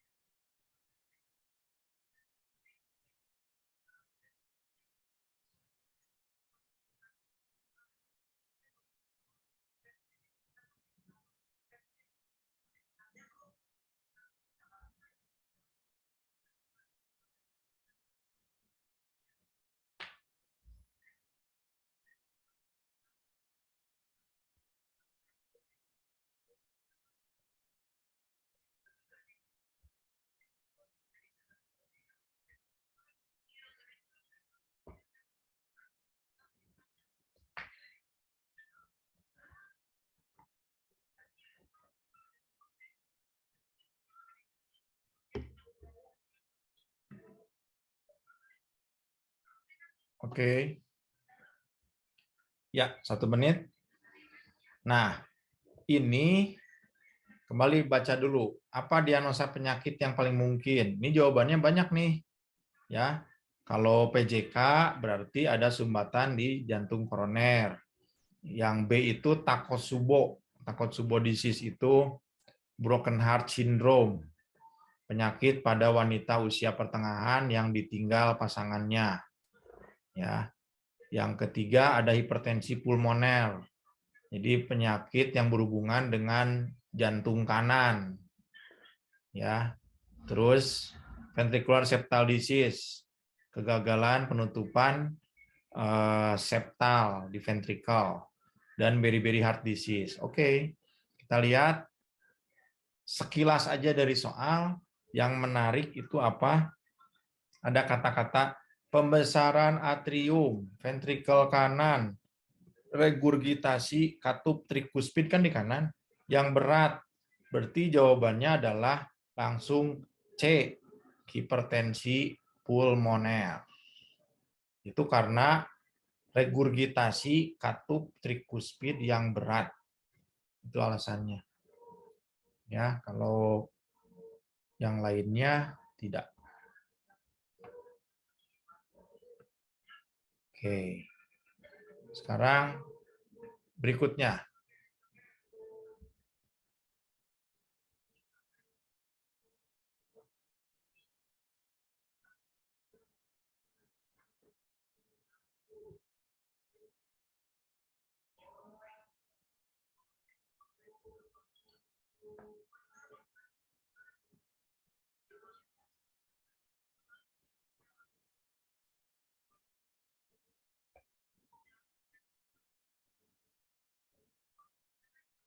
Oke. Ya, 1 menit.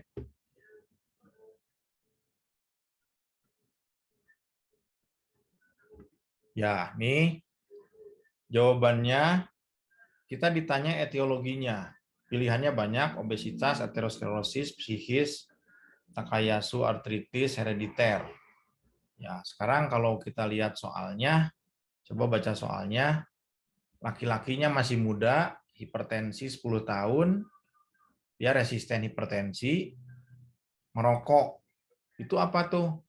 Ya jawabannya gabungan aja, ada hipertensi, ada rokok. Jawabannya B, aterosklerosis. Ya, kalau obesitas nggak ada kalimatnya menyinggung-nyinggung obesitas. Kalau psikis juga psikis tidak mungkin, nggak ada, selain nggak ada informasi tentang masalah psikisnya, juga di sini ada yang jelas kok. Hipertensi itu kan jelas. Nah, kemudian riwayat merokoknya jelas. Kalau Takayasu artritis itu lebih ke perbedaan tekanan darah di lengan kanan, lengan kiri, kaki kanan, kaki kiri. Kalau herediter itu turunan, nggak ada cerita-cerita turunan. Jadi jawabannya sudah pasti adalah B, aterosklerosis.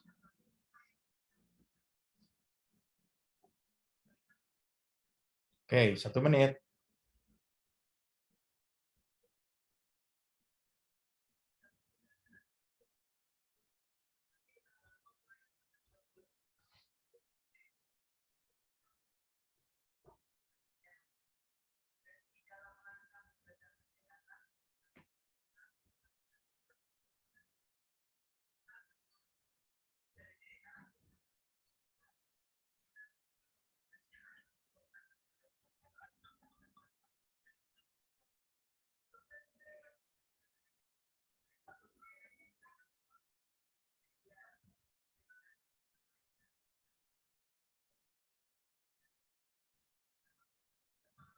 Ya, 1 menit. Silakan menjawab.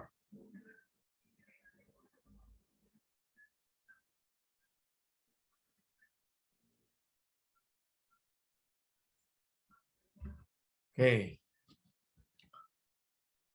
Soalnya tentang diagnosis. Ini diagnosisnya selulitis, kaki gajah, tromboflebitis, PAD, beri-beri, ini ke kaki. Oke. Kita lihat soalnya perempuan 79 tahun, udah tua ya. Pakai kursi roda, ini udah kata kunci nih.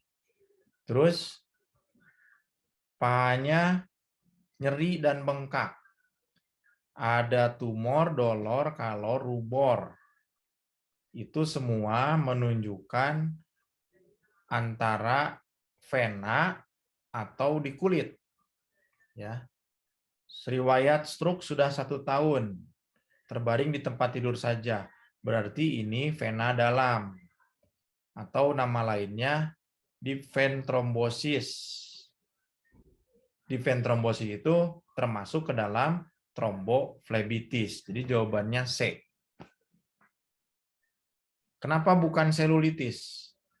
Kalau selulitis itu infeksi pada kulit, maka jawab kata kuncinya harus ada demam, febris. Ini nggak ada. Ya, berikutnya.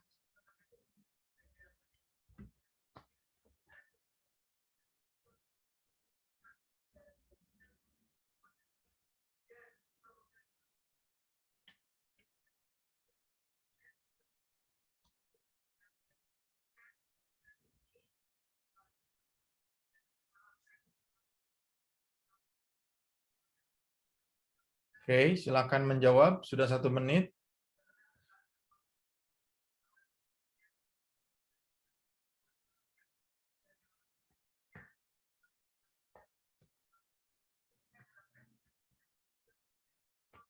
Oke, jadi kita menjawabnya adalah, lihat ini soalnya tentang etiologi, apakah bakteri, virus, jamur, parasit, kuman. Oke, ada apa? Baca soalnya.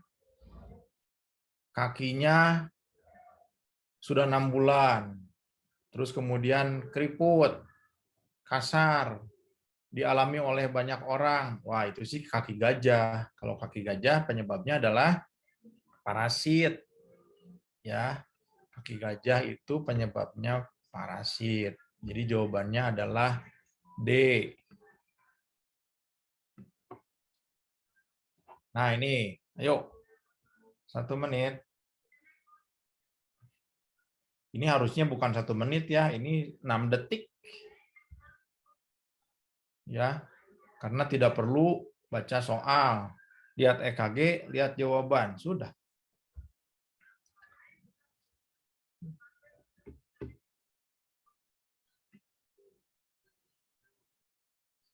Ya, oke, jawabannya sudah pasti begitu melihat, oh ini enggak, EKG-nya adalah EKG ventricle tachycardia. Ada enggak?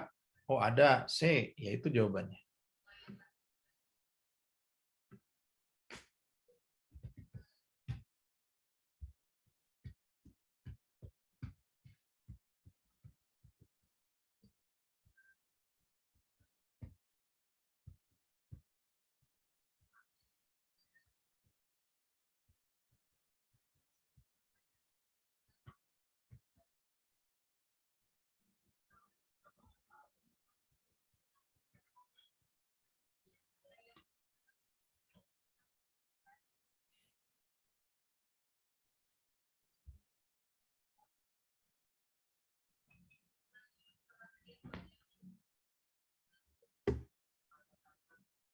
Ya, 1 menit. Baca soalnya aja katanya 1 menit. Ya. Oke, untuk menjawab ini memang perlu sedikit kecerdikan. Ya.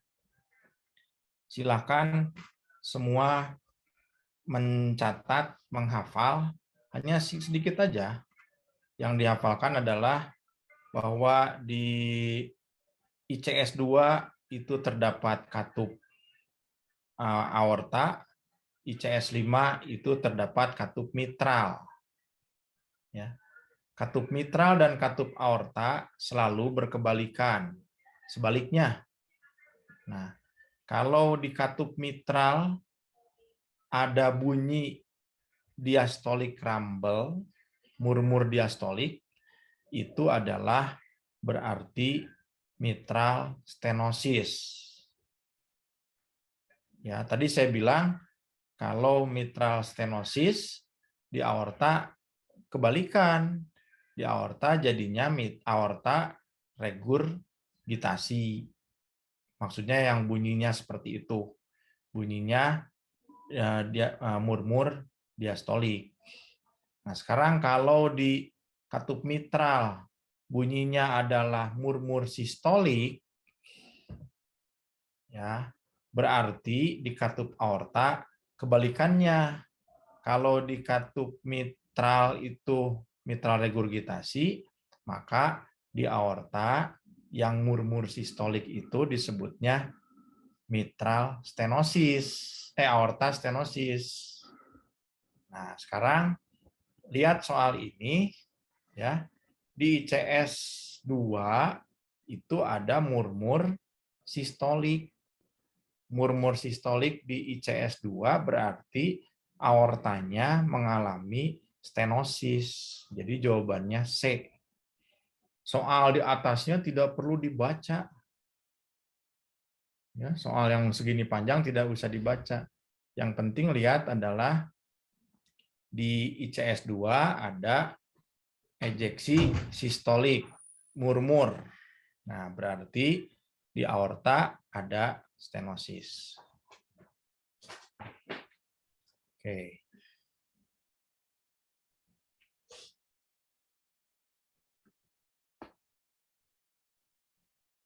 Silakan, 1 menit.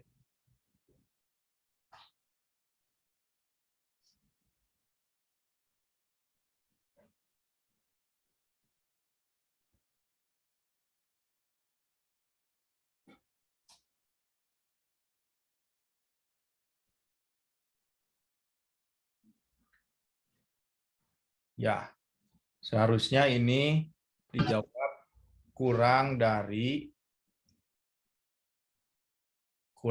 1 menit.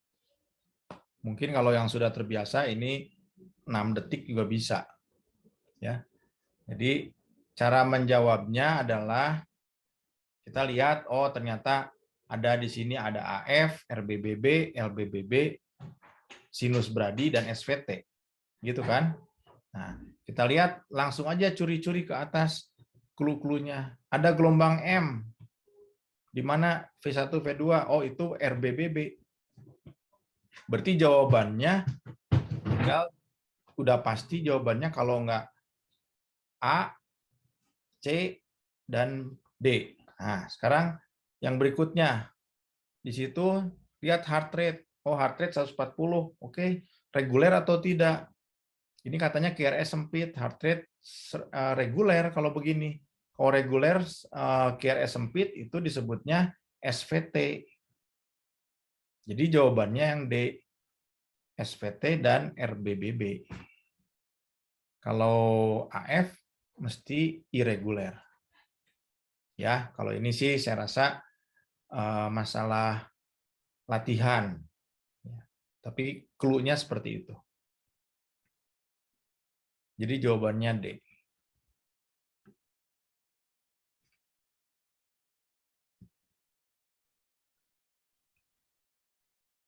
Satu menit.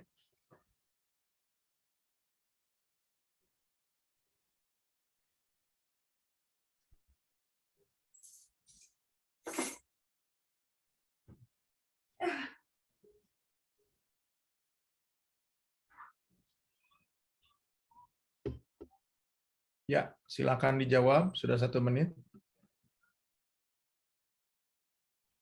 Ya, ini menjawabnya mudah. Ya, dari kemungkinan diagnosis seperti ini, kita lihat soal. Di sini ada kata kuncinya perut terasa berdenyut, tidak sakit kan? Berarti sesuatu yang kelainan yang ada di perut. Ya, dari jawaban sini sih jawabannya cuman B, aneurisma aorta. Yang pasti ini aortanya aorta abdominalis. Jadi kenapa bukan diseksi? Kalau diseksi dia kesakitan. Ya. Jadi jawabannya adalah B.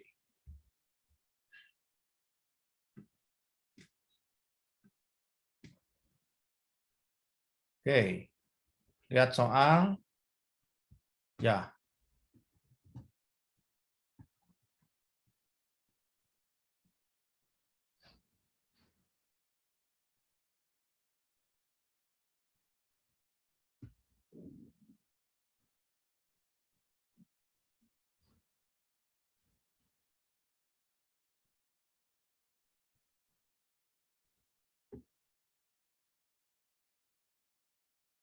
Ya, silakan dijawab di chat room.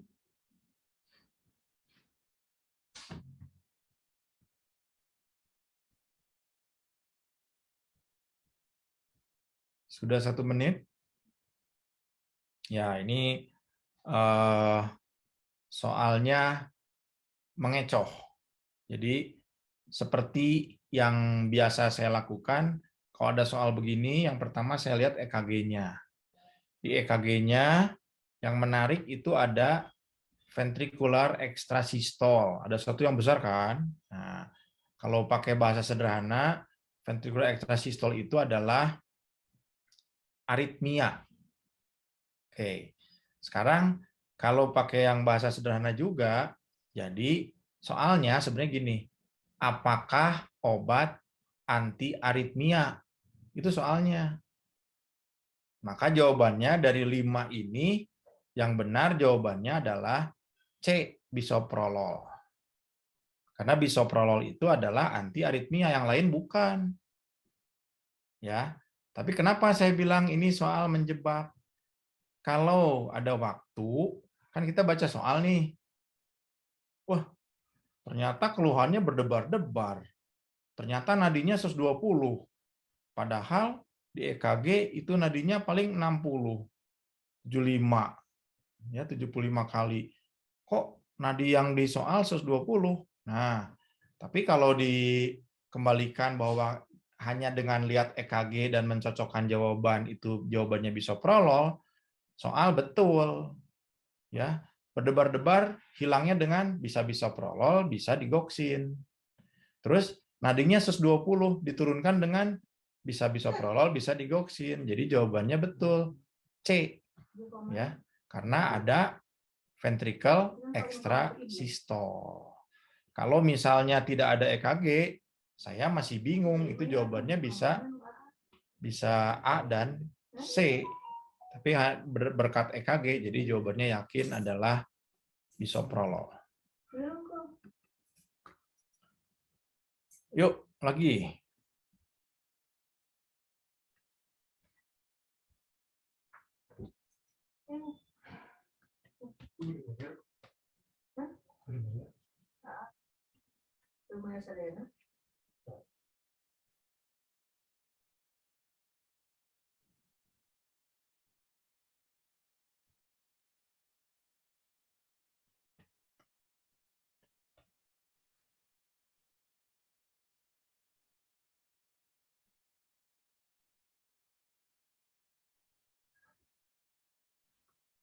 Oke, sudah 1 menit.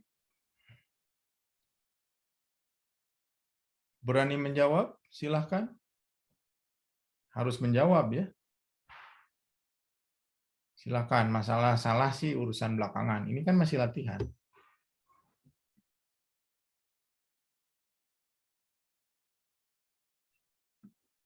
Oke. Ya. Jadi ini soalnya begini. Obat manakah yang menyebabkan keluhan pasien? Kemungkinan menjadi penyebab gitu ya. Oke, ini obatnya ada aspirin, glimepirid, timolol, hidroklortiazid, ada carvedilol. Oke, kira-kira nih pasiennya pasien apa nih? Ada pasien DM, ada pasiennya dengan glukoma, terus ada hipertensi dan ada jantung koroner. Ya, ini pasiennya. Oke, sekarang kita cocokkan. Apa yang menjadi penyebab keluhan? Apa sih keluhannya? Keluhannya pusing. Terus pusing aja kan? Nah, sementara kalau keluhannya pusing, itu kalau hanya sebatas pusing, tidak menjawab. Jadi kita mau nggak mau harus baca terus. Di sini ada yang menarik. Yang menariknya adalah EKG ditemukan AV block derajat 2. Artinya apa? Artinya pasien ini sudah mengalami AV block, tapi tampaknya dikasih obat yang menyebabkan blok lagi. Jadi pertanyaannya, di manakah obat di bawah ini yang menyebabkan AV block? Atau tidak boleh diberikan pada keadaan AV block? Maka jawabannya yang E, carvedilol. Ya, itu masuk ke dalam beta blockers. Jadi jawabannya ini E. Kalau sudah ada blok, kenapa dikasih beta blocker?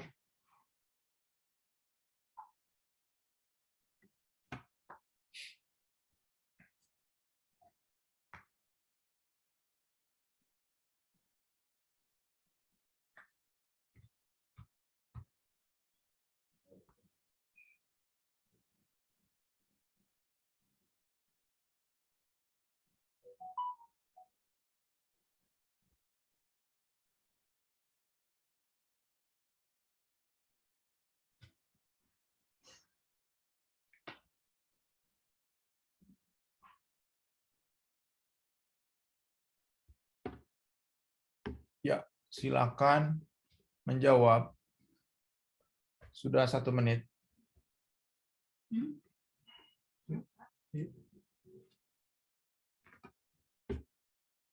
Ya, ini adalah pengulangan dari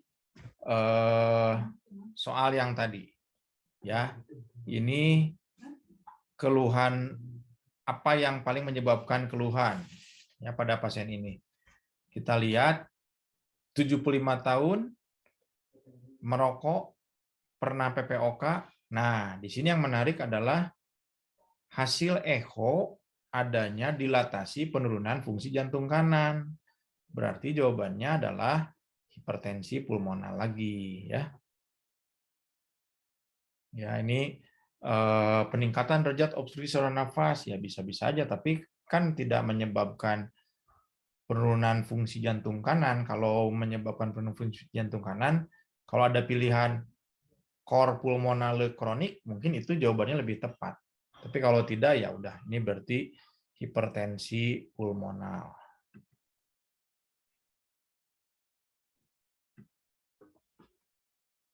Ya, ayo semangat. Ya, kita membahas soal tidak banyak kok. Hanya sekitar 31 soal. Itu sudah termasuk soal bonus tadi yang dianulir ya.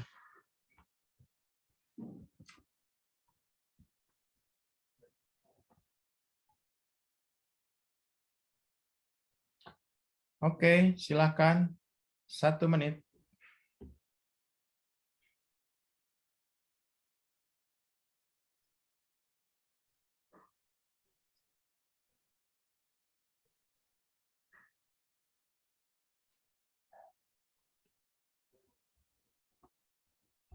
Ya.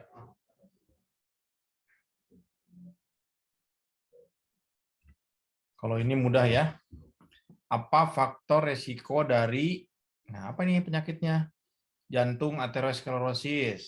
Tuh, kan ada aterosklerosis tuh ada ACS. Faktor resiko yang mendasarinya apa?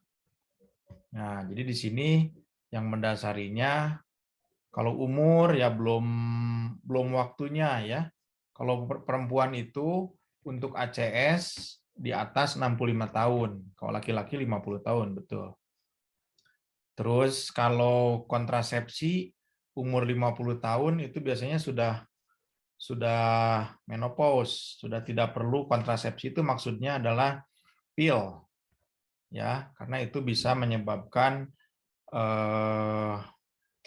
gangguan hormonal yang bisa juga mencetuskan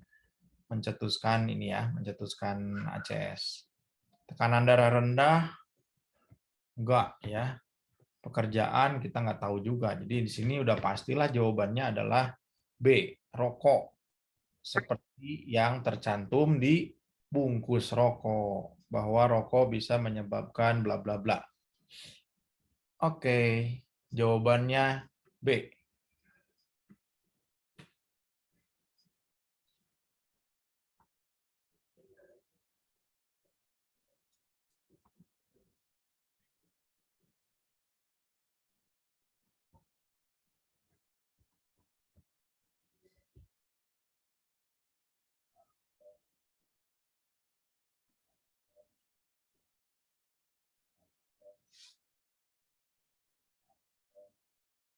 Ya, silahkan menjawab atau lebih tepatnya menebak jawaban mana yang benar.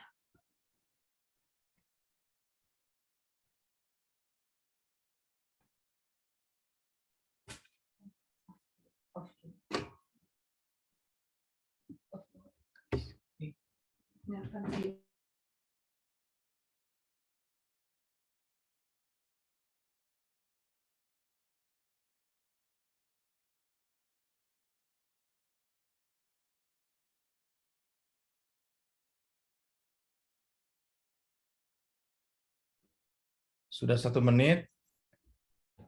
Ya, ini kita lihat sekarang jawabannya.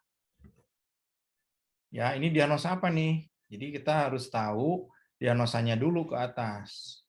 Nah, kalau kita lihat diagnosanya, tungkai kanan terasa pegal. Terus berkurang bila ditinggikan menggunakan stocking kompresi. Pedagang nasi yang banyak berdiri. Jadi ini ceritanya ke arah chronic venous insufficiency atau varises. Jadi kalau kita ingin tahu apakah dia varises atau tidak, maka periksalah USG vena. Jadi jawabannya adalah B.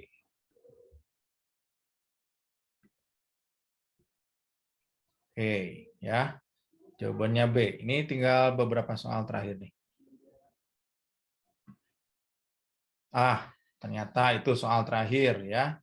Jadi tetap semangat. Ya memang begitulah UKM PPD. Kadangkala yang ditanya yang tidak bisa kita prediksi, bahkan seringkali pembuat soal itu tidak bisa kita pahami maksudnya kemana. Ya, yang penting tetap pilih mana jawaban yang paling benar, hasil dari kita belajar, tetap semangat, karena nih semboyan yang harus dipakai ya. Siapa yang menempuh jalan untuk mencari ilmu, maka Allah akan mudahkan baginya jalan menuju surga. Oke, itu saja yang bisa saya berikan untuk contoh-contoh soal UKM PPD dan pembahasan tips dan triknya.